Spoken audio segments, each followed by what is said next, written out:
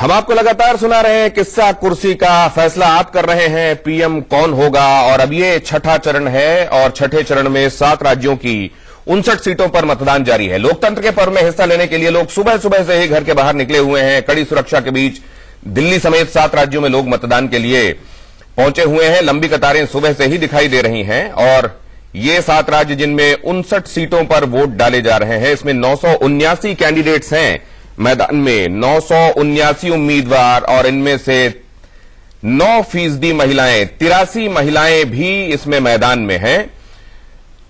अब सवाल यह है कि इस छठे चरण के आज मतदान के होते होते क्या लोगों के दिमाग में कोई तस्वीर बनने लगी है या 23 तारीख का इंतजार होगा। हमारे साथ यहां खास मेहमान जुड़े हुए हैं जिनके साथ हम चर्चा करेंगे। भारतीय जनता पार्टी की तरफ से रोहित चहल हमारे साथ स्टूडियो में मौजूद हैं। हमारे साथ सचिन भल्ला साहब मौजूद हैं जो कि पॉलिटिकल एनालिस्ट हैं, लेकिन लोग कहते हैं कि आम आदमी पार्टी की तरफ इनका झुकाव कुछ नजर आता है। हमारे साथ डॉक्टर संजय त्रिपाठी, डॉक्टर विजय राठी, माफ कीजिए, डॉक्टर विजय राठी समाजवादी पार्टी की तरफ से हमारे साथ जुड़ रहे हैं, और हमारे साथ हमारे पॉलिटिकल एडिटर मनीष अवस्थी भी इस चर्चा में शामिल होंगे। आप सभी का बहुत स्वागत है। लेकिन इससे पहले हम आपको यह भी बता दें कि हमारे 2 संवाददाता भी आपको नजर आ रहे हैं, एहतियाब शेख और मनोहर केसरी। एहतियाब शेख भोपाल से हम तक जानकारियां पहुंचा रहे हैं और मनोहर केसरी फरीदाबाद से हम तक जानकारियां लेकर आए हैं। पहले आइए इन्हीं दोनों संवाददाताओं का रुख करते हैं और चलते हैं एहतियाब शेख के पास। एहतियाब, साध्वी प्रज्ञा दिग्विजय सिंह, ये हॉटली कॉन्टेस्टेड सीट बन गई है और हर किसी की निगाह यहां पर है। लोगों से कोई बात हुई? लोग आपको दिखाई दे रहे होंगे आज कतारों में, कुछ इंडिकेशंस दे रहे हैं वो?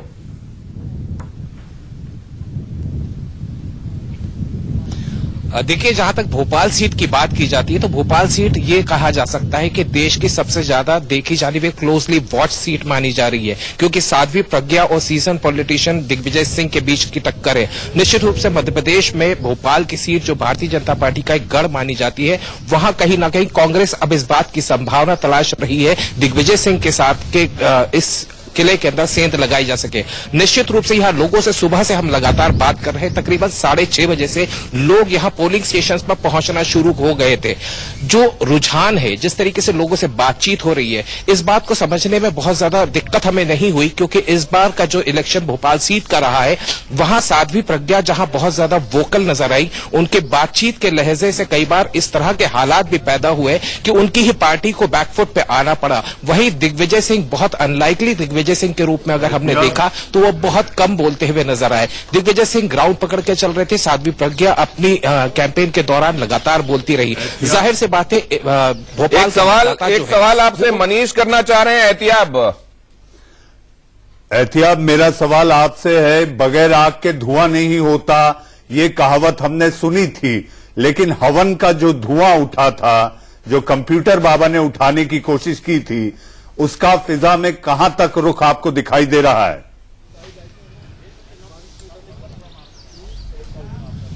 देखिए मनीष भाई, सबसे इंपॉर्टेंट चीज ये थी कि जब साध्वी प्रज्ञा का कैंडिडेचर भोपाल की सीट से कहा गया तो ये सोचा जा रहा था कि एक पोलराइजेशन इफेक्ट देखने को मिलेगा, लेकिन जाहिर सी बात है कि जैसा मैंने जिक्र किया कि एक सीजन पॉलिटिशियन दिग्विजय सिंह है, एक सैफरन क्लैड दिग्विजय सिंह की तरफ से भी नजर आया। हालांकि इस कैंपेन के बहुत आखिरी दौर के अंदर कंप्यूटर बाबा एकदम प्रकट हुए और कंप्यूटर बाबा ने यहां हठ योग किया दिग्विजय सिंह के लिए। निश्चित रूप से ये दोनों ही एंगल्स को अगर हम देखते हैं तो जाहिर सी बात है कि जो मेजॉरिटी है उसको फोकस में रखा गया। लेकिन सबसे दिलचस्प बात मनीष भाई जिसका आप जिक्र कर रहे हैं कि लोगों पर इसका क्या असर हुआ, लोगों से लगातार हम बात कर रहे हैं, भोपाल की जनता से हमने बात की। भोपाल की जनता आपके पास हम लौटेंगे। इस वक्त हम चल सकते हैं दिल्ली, और दिल्ली में गौतम गंभीर ने, फरीदाबाद हम आएंगे मनोहर केसरी के पास, लेकिन उससे पहले दिल्ली में गौतम गंभीर ने क्या कहा है वो सुन लें। आज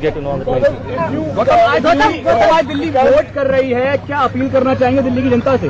कि आप बाहर निकलिए, ये मत सोचिए कि संडे है, बाहर निकलिए। ये आपके पास एक बहुत स्ट्रांग पावर है आपकी, जो आप यूज करिए, बिकॉज आप अपने अगले 5 साल का भविष्य चुन रहे हैं आज।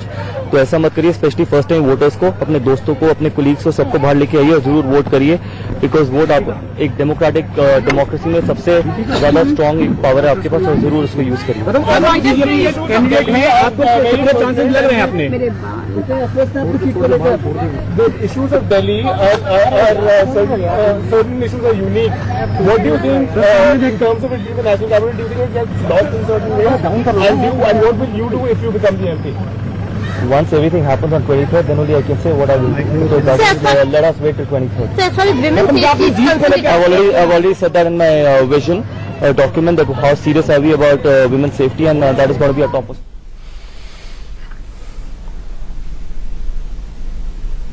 और चांदनी चौक हम इस वक्त चल सकते हैं। सुमित चौधरी हमारे संवाददाता वहां से जुड़ रहे हैं। JP Agarwal versus doctor Harshvardhan, Aam Aadmi party भी हालांकि यहां चुनावी मैदान में है। सुमित चौधरी, लोगों की कतारें क्या कह रही हैं? क्या पिछली बार के मुकाबले इस बार फीसद बढ़ेगा? देखिए, फीसद बढ़ेगा नहीं बढ़ेगा, लेकिन एक बात जरूर है, क्योंकि यहां पर हम जहां मौजूद हैं, सिविल लाइंस का संजीवी स्कूल है, और यहां पर मैं आपको बताऊं 1 घंटा करीब हो चुका है, और खासतौर पे कई पोलिंग में यहां पर 3 पोलिंग स्टेशन हैं, जिसमें से खराबी लगातार सुबह से बताई जा रही है। और मैं आपको दिखा रहा था कि ये पोलिंग स्टेशन नंबर 124 है, जहां पर सुबह से ही कोई अभी तक वोटिंग नहीं हुई है। लगातार यहां पर जो वोटर्स हैं, आप देखें कि आपको लंबी कतारों में नजर आएंगे खड़े होकर। यहां पर कई सीनियर सिटीजन भी है जो सुबह 7 बजे से ही यहां पर अपने वोटिंग राइट्स को इस्तेमाल करने के लिए यहां पहुंचे हुए हैं, लेकिन किसी को अभी तक वोट डालने नहीं जा पाया। हालांकि दूसरे पोलिंग स्टेशन जो थे, जहां पर खराबी इसके साथ ही थी, वहां पर ठीक हो गया, लेकिन अभी भी एक पोलिंग स्टेशन ऐसा है जहां पर अभी भी कोई वोट नहीं डाला है। तो निश्चित तौर पर ईवीएम को लेकर, खासतौर पर जो यहाँ की लोगों की दिक्कतें हैं, वो जरूर आप देख पा रहे हैं। मैं एक बार कोशिश करूंगा कि लोगों से बात करूं। आप कितनी देर से खड़े सर? पौना घंटा हो गया साहब। कितनी देर से? 45 मिनट। 45 मिनट से ये 45 मिनट से खड़े हैं, और आगे भी आपके लिए। आप कितनी देर से खड़ी मैम? 1 घंटा करीब। 1 घंटे से आप खड़ी हैं यहाँ पर। और कितने बजे आप लोग आ गए थे यहाँ पर? 6:45। अभी तक किसी ने वोट डाला आपने? नहीं, अभी नहीं डाला है। 1 घंटा। चलिए, आज मैं आपको यही दिखा रहा था कि खासतौर पर, क्योंकि इस चांदनी चौक इलाके सुमित, क्या वोट शुरू होने से पहले जो मॉक पोलिंग की जाती है ईवीएम्स को टेस्ट करने के लिए, वो मॉक पोलिंग हुई थी और उसमें ईवीएम काम कर रही थी क्या?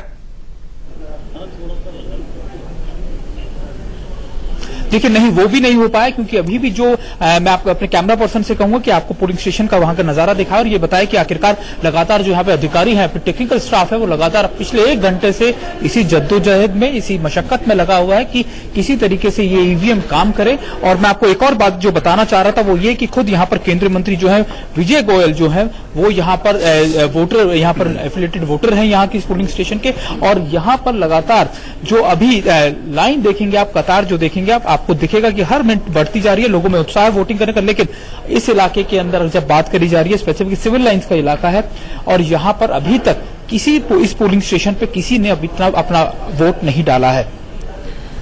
ऐश्वर्या जैन जुड़ रहे हैं हमारे साथ दिल्ली से, हमारे एक और संवाददाता निर्माण विहार, और यहां पर आपको कुछ दिग्गज भी वोट डालते हुए नजर आएंगे। यहां आपको सोनिया गांधी भी वोट डालती हुई नजर आएंगी। ऐश्वर्या हमारे संवाददाता वहां से जुड़े हुए हैं। ऐश्वर्या, क्या अपडेट है आपके पास?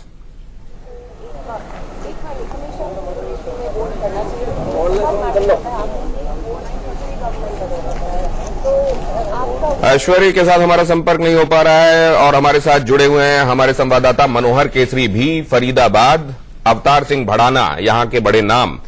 लोगों के बीच में कोई बातचीत हो रही है क्या? कुछ आपके कानों में पड़ रहा है, या मतदान खामोशी से हो रहा है और वोटर भनक नहीं लगने दे रहा है कि उसके दिल में क्या चल रहा है?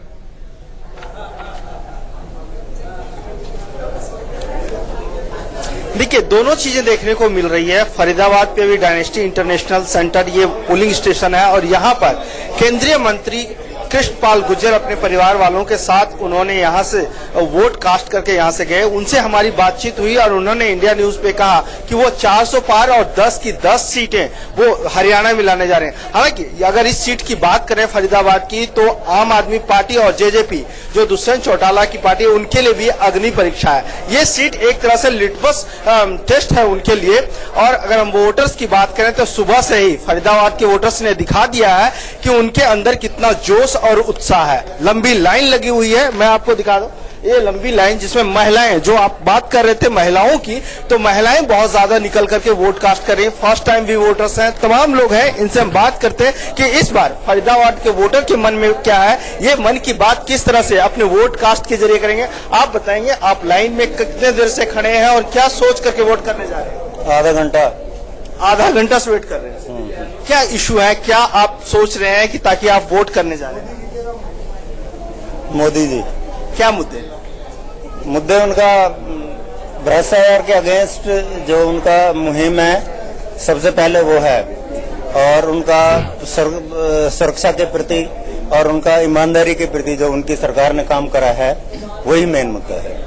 मैडम आप बताएंगे, आप लाइन में खड़ी हैं, क्या सोच करके वोट करने जा रहे हैं, क्या इश्यूज हैं? क्योंकि अभी घर सुबह में महिलाओं को घर में काम होता है, लेकिन पहले आप मतदान करने के लिए फिर और काम करें। हाँ जी, सबसे पहले हम मतदान करने आए हैं क्योंकि हमें अपने देश के लिए सबसे बेस्ट प्रधानमंत्री चाहिए, वो सिर्फ मोदी जी हैं, क्योंकि उन्होंने देश के लिए बहुत अच्छे काम किए। बात अभी अब लगातार चर्चा के दौरान देखने को मिल रही है। मनोहर केसरी और हमारे senior political editor Manish Awasthi इस बात को बार बार कहते हैं कि असल में जो चुनाव है ये मोदी वर्सेस मोदी है। 2014 के मोदी और अब मोदी की खुद की तस्वीर क्या वैसी की वैसी है, उसमें कुछ तब्दीली है, वो तब्दीली है तो पहले से ज्यादा मजबूत तब्दीली है या कदरन कमजोर तब्दीली है? ये है मोदी वर्सेस मोदी। निर्माण विहार ऐश्वर्या के पास हम चल सकते हैं। निर्माण विहार नई दिल्ली में आने वाला इलाका, नई दिल्ली में अजय माकन और मीनाक्षी लेखी मुख्य रूप से आपस में मुकाबिल हैं। यहां पर क्या देखने को मिल रहा है ऐश्वर्या? अभी जो आपकी आंखों ने देखा मतदाताओं की कतारों के संदर्भ में, ईवीएम्स के काम करने के संदर्भ में, वहां तमाम एमिनिटीज के संदर्भ में वोटर्स के लिए क्या अपडेट है?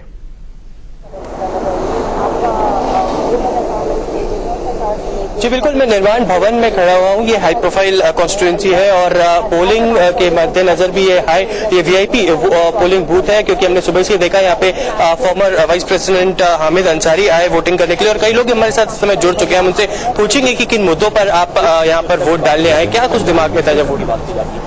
देखिए, केंद्र सरकार का चयन है तो केंद्र के जो मुद्दे हैं मेनली तो आपके पीछे अपने लोकल जहां आप रह रहे होते हैं उनके मुद्दे भी काम करते हैं, बट मेनली जो मुद्दे अफेक्ट कर रहे होते हैं आपको वो इस चुनाव में स्पेशली वो सेंट्रल से रिलेटेड होते हैं। तो देश जहां अफेक्ट हो रहा है वो मुद्दे आप लेके चलते हैं और वही मेरे दिमाग में थे जब भी मैंने वोट किया। आपके अकॉर्डिंग मैम क्या मुद्दे हैं, किन इश्यूज पर आप वोट कर रहे हैं? हाँ, देखिए, आतंकवाद सबसे बड़ा मुद्दा है जो कि खत्म हो रहा है और पूरी तरह से जड़ से जाना चाहिए वो, जो कि हमें सबसे ज्यादा डराता है, रात की नींदें भी उड़ाता है हमारी। दूसरी चीज महिलाओं की सुरक्षा, महिलाओं को बराबर का दर्जा, महिलाओं को ही नहीं हमारी कंट्री में जो पढ़ रहा है उसके हिसाब से उसे उसका दर्जा मिले। ये सब चीजें बहुत मैटर करती हैं मेरे लिए। सिक्योरिटी एक बहुत बड़ा मुद्दा आप बोल रहे हैं और भी लोगों से यहाँ पर हम बात करेंगे और जानने की कोशिश करेंगे कि क्या है यहाँ के मुद्दे। ऐश्वर्या आपके पास लौटेंगे, हम जानेंगे समझेंगे मुद्दे क्या है। यहाँ भी मोदी वर्सेस मोदी देखने को मिला और